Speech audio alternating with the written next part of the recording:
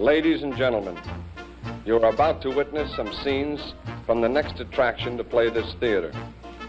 This picture, truly one of the most unusual ever filmed, contains scenes which under no circumstances should be viewed by anyone with a heart condition or anyone who is easily upset.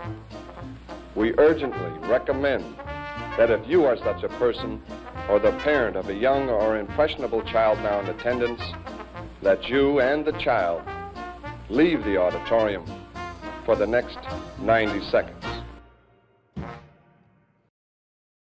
Hey viewers, it's the Video Nasty Project again. We've got a really good one for you tonight. House by the Cemetery by Lucio Fulci, the master of sick. This is the last of his Gates of Hell trilogy. So if you really like some sickness that's straight to hell with you, watch this one. And we're going in right now. Stephen, where are you? Please answer me. Steve! In this house, what you don't know will hurt you.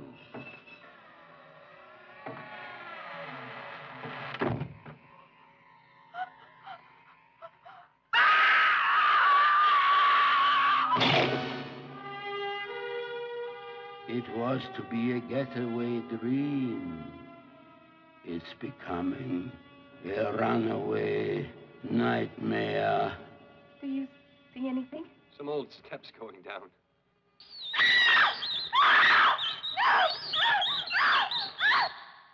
He has been awaiting the arrival of his new guests. One by one, they are disappearing. One by bloody one. No! No!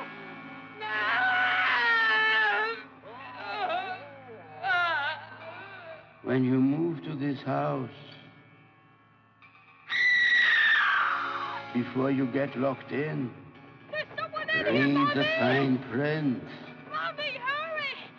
You may have just Get me! mortgaged your life. Due to the graphic nature of this film, no one under 18 will be admitted. House by the Cemetery.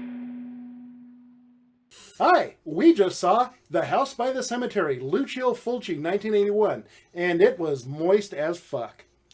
Oh, yeah. Yeah, definitely. A Oh, good yeah. film in many respects. Nah. So let's tell them a little bit about it. It starts out... Okay, well, actually, let's go through the cast of character real fast. So, because there's quite a number to get your head around. So you've got Dr. Freudstein, who is the perpetrator of the mastermind behind all this. We'll get to him in a second. Then there's the Dr. Phillips, who was was investigating Dr. Freudstein's mysterious death. And then he goes and kills himself and kills his lover. Then you've got the Andy Gibb looking dude, the lead of the movie. He is picking up where Dr. Phillips left off at. Well, I get the impression that he was his assistant. Yeah, his assistant basically taking his thesis paper and completing it and getting the credit all for himself. Then you have his wife. And then you've got Bob. Their kid. The little kid. The little kid. The little fucker. Great character, but man, his voice is like Oh, my nails God. on a chalkboard. Oh, jeez. heinously Every word out of his miscast. mouth is fucking terrible. It's like he's like Velma voice number 2. I always liked the more childlike Velma, and then they got this more adult-sounding Velma. That reminds me of that.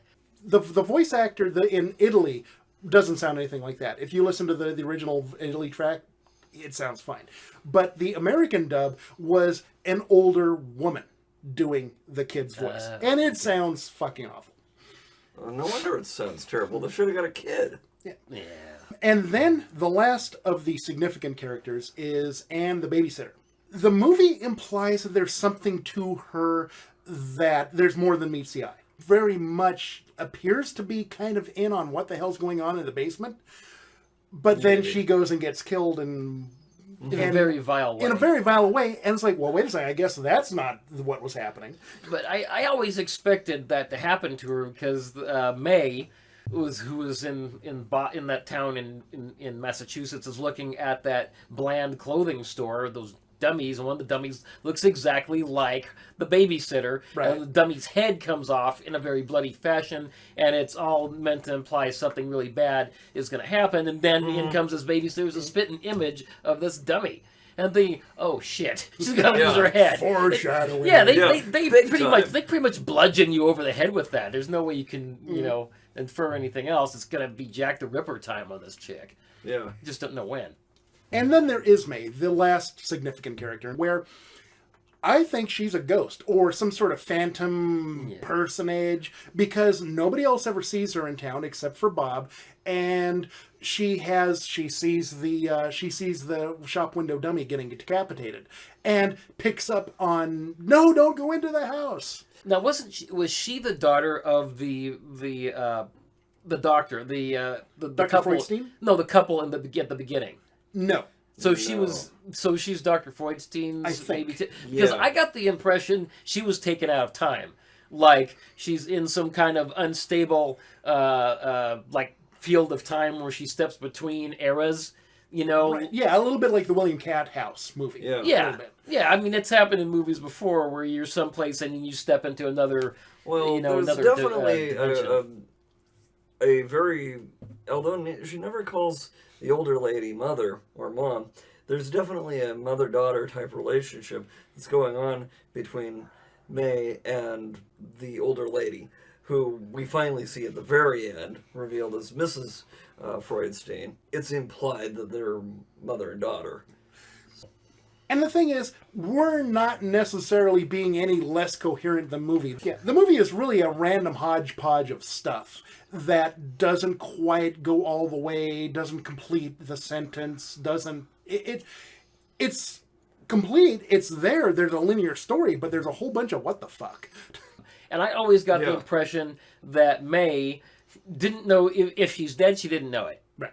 And she doesn't act like a ghost or spirit, like going, "Oh, I'm haunting you," or "I'm stuck here." She acts like somebody who's on vacation or someplace she doesn't like. When she's seeing stuff going, that's really weird, like that decapitated head. She's all freaked out and stuff, and Let's get into the very end of the movie, because that explains to me what happens to May, what May is doing in the story. So, the movie ends really fucking ambiguously, crazy ambiguously. Mm-hmm. And my interpretation of it, okay, so what happens is that, the monster in the basement is Dr. Freudstein, who has been extending his life unnaturally by stealing cells from other people. Everybody winds up down to the basement, and Freudstein is attacking them and kills Andy Gibb and kills the mom. And Bob climbs this flight of stairs, and there's this crack in a tombstone, which was in the middle of the house, because that's apparently a thing in New England. And he's trying to get out, through this little bitty crack, and he gets his head through, and Freudstein's all after him, and all of a sudden, these pair of hands come down, grabs him, and he just right up through the hole. My take on it is that was Bob dying. So if Bob dying if that's Bob's dying, then May is a ghost, and May is related to Dr. Freudstein's wife, May Freudstein. That's what happened, and that's why she's in the movie. so kind of a gather up your young ones to your apron and walk off with them into the void, basically, Exactly, yeah. kind of thing. Another way of looking at it is that there's some sort of immortality thing going on between Freudstein having developed one method, the missus having developed another method, and Bob actually does survive, but he's kind of wrapped up in this whole supernatural weirdness, and just out of sheer connection between the little girl and him, has the missus also taking him off and saving him. Mm-hmm. So what's your take on the ending? Well, I mean, I thought it could have been one of the several things that I mentioned, like the time jumping, not necessarily jumping tracks in time, kind of just shifting between one time stream and another, because they walk down this road, the country road from the house, and you never see any technology like cars or anything any of the time they're there, except when Dad drives back up with the car after going to the university. So could they be back in time? You know, like Somewhere in Time, that Christopher Reeve movie where he basically thinks himself into the past. You know, it doesn't have a time machine to do it. He literally goes back with the power of his mind. Well, I did notice earlier that everything in the house, except for things that the family could have brought with them, is old. All of the furniture are antiques. Everything in the kitchen, antiques. The light switches, antiques. The doorknobs, everything. Everything looks not quite modern, except for a few incidental small things. Well, and clearly the house has been cleared because the Yeah. places where the old wallpaper is just corroded and nasty. The places where the pictures hung. Oh yeah, is- and you is see the bare. outline of the yeah. So so clearly the place had been occupied at one point or another. Maybe not by people with any current in the current time, but it could have been occupied years ago. Actually, there's a realtor.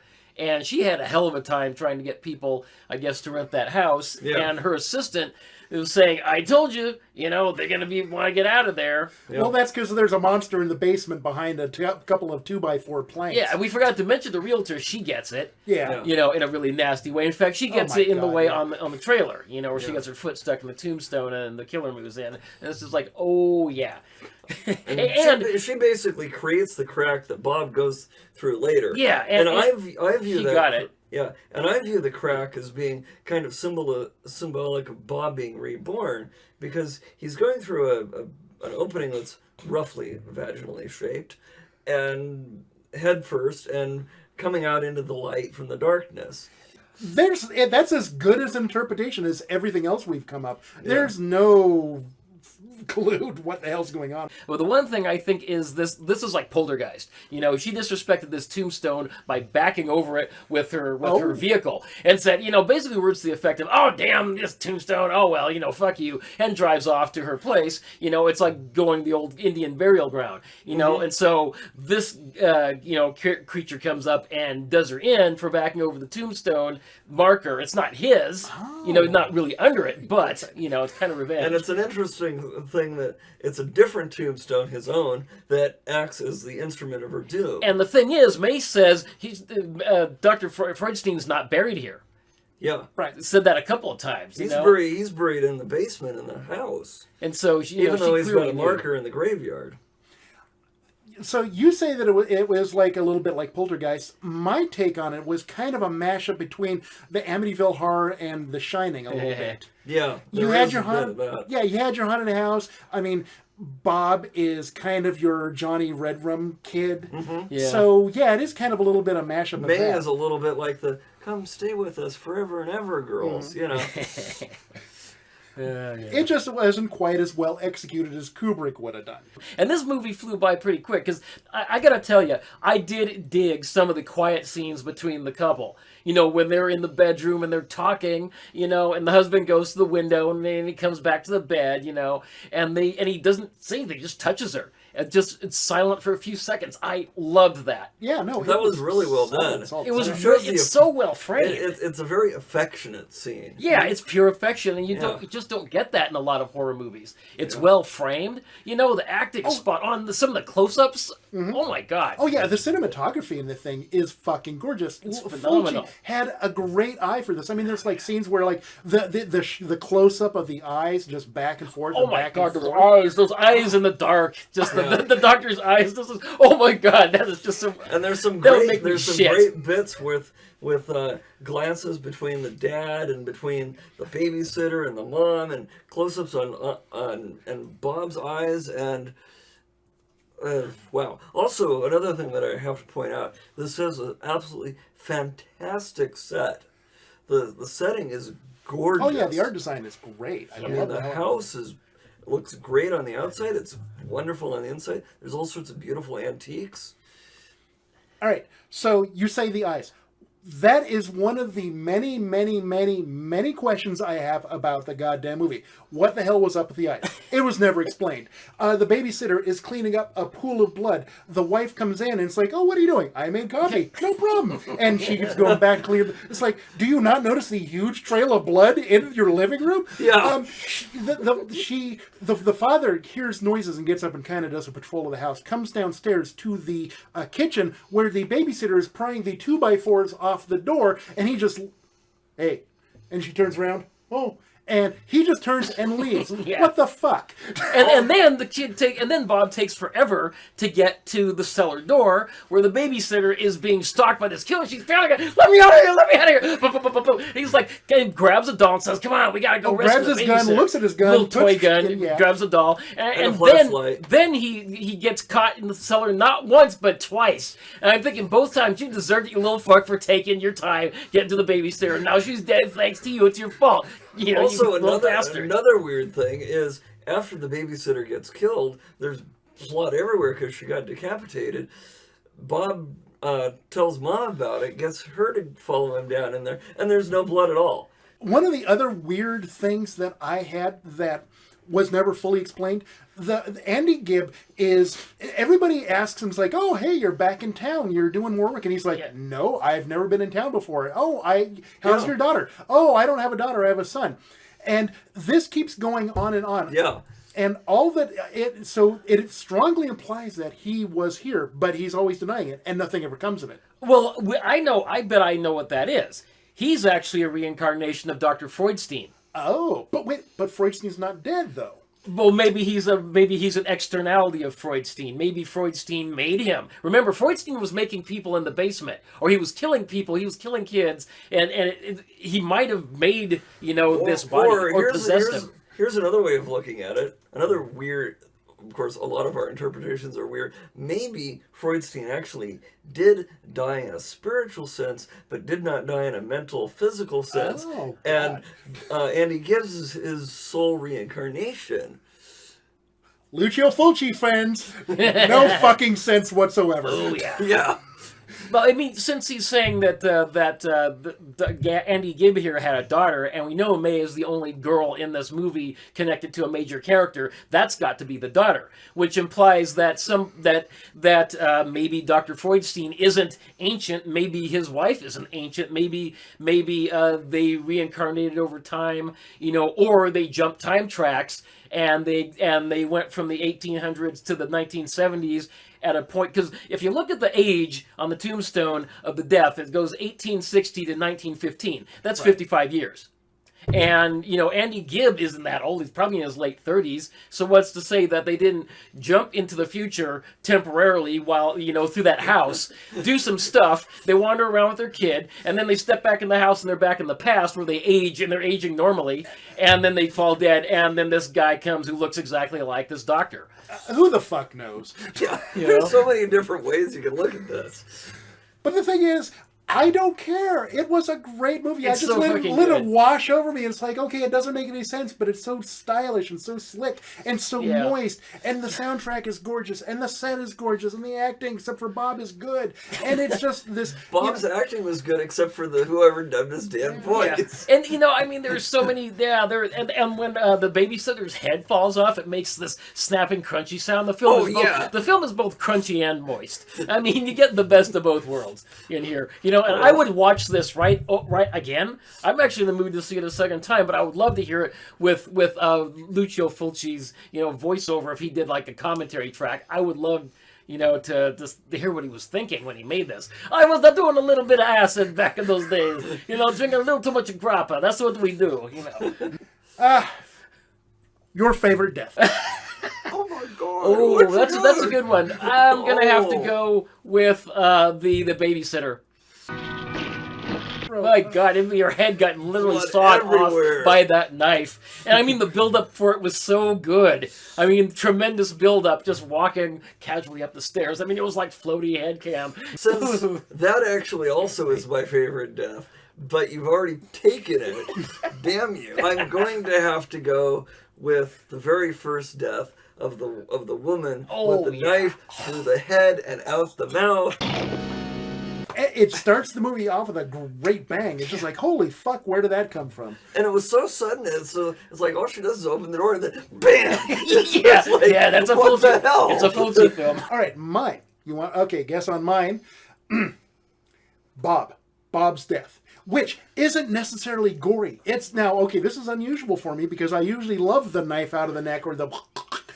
But Bob's death, assuming that you buy into my theory, which I'm going to, comes out of nowhere. Just, you're like, okay, how's he going to get out of this? What the fuck's going on? All of a sudden, off he goes, and then the movie ends. Like, what? So, yes, that's my favorite death because it's such a mindfuck. Well, I mean, but you were talking about the effect in the neck, just like out of Martin. If you remember Martin, or that hustler, that guy who was in the housewife's house, fucking her while her husband was out. Martin goes and sticks him in the neck with a twig, and he bleeds out. And I was thinking, this is straight up Tom Savini type shit. Yeah, I'm looking at it. I've gone back and forth on that scene a couple of times, and I do not see the prosthetic neck and the prosthetic body. It looks really fucking convincing.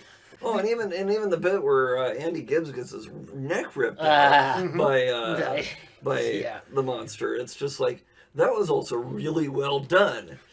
I mean, in spite of the weirdness of him just standing there and letting it happen. Yeah, I gotta say, I didn't know whether I was gonna like this, but this is one I would actually buy, and watch multiple times. And on another note, not really a death, but certainly gory squishiness, was where Freudstein is getting stabbed by him. There's like all this nasty rotting stuff coming out, and maggots everywhere, and worms, and just rot. And, I also have to give mad props to the best runner-up, the Bat. Oh my god! Oh yeah, this little bitty bat. Fountains of blood, geysers of blood, stabs, and he's flinging it around, and blood's going everywhere. It's that bat was really long. It was buff and mighty too.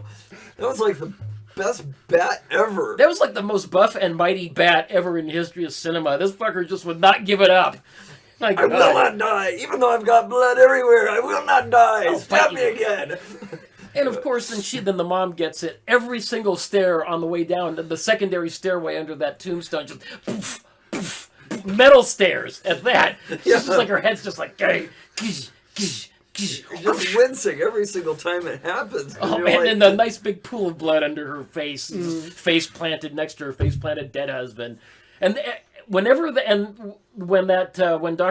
Freudstein gets up and he's walking around, and the mother she's screaming because here comes this, guy, just walking this thing in the basement. Every time he walked around that basement in those wide shots from above, it's just like, let me out of here! God damn it! And it's like being stuck in the room with this asshole. I gotta get out of here. And he made all these amazing noises too, grunts and growls and but this that whiny whimpering.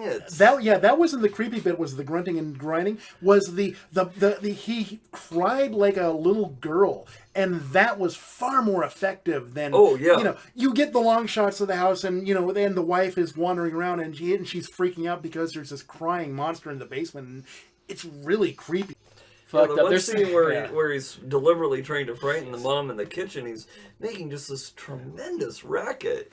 And it's like 4 or 5 different point sources for the noise, too. Oh, yeah, just layered on top of each other.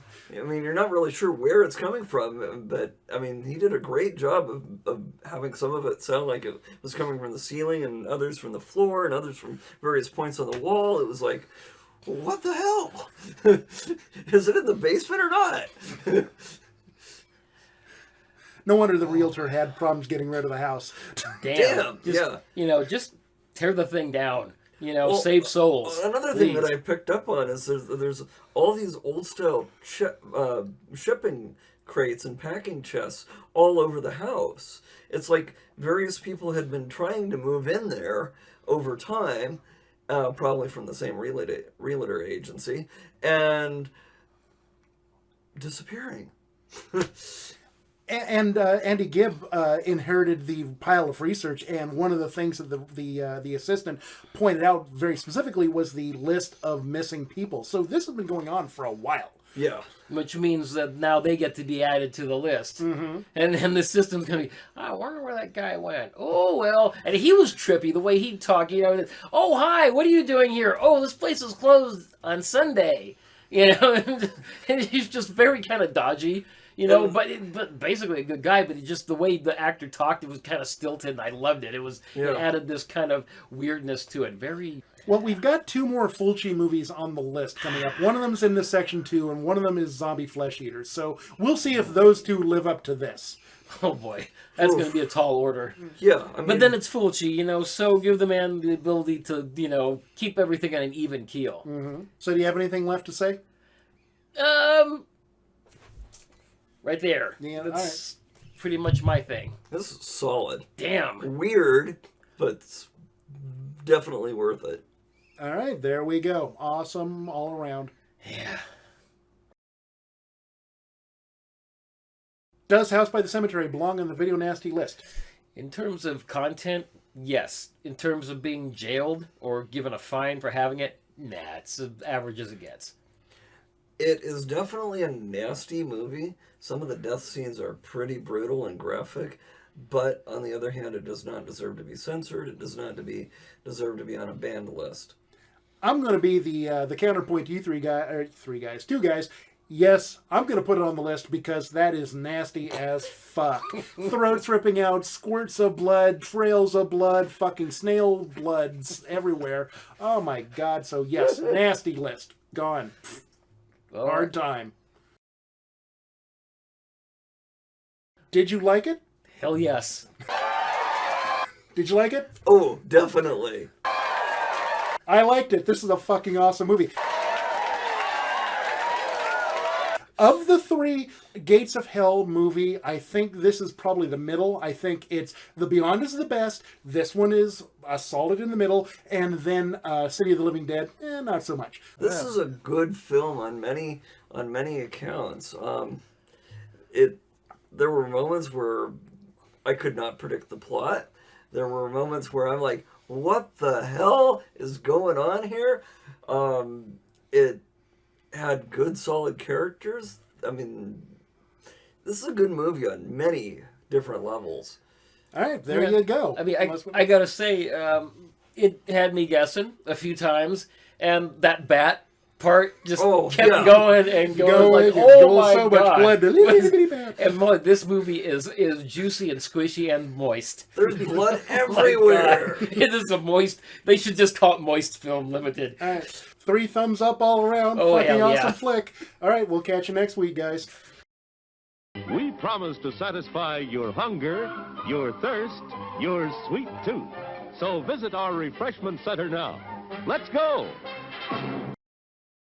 And that was House by the Cemetery. Wasn't it sick? Well, next week we got an even better one. House on Straw Hill, aka Expose with Udo Kier. Can you believe it? Well, if you liked what you saw here, please email us at thevideonastyproject@gmail.com. Thanks for watching. Please accept my apologies for the damn voices in the movie. It was not me. Sorry, don't take me for that.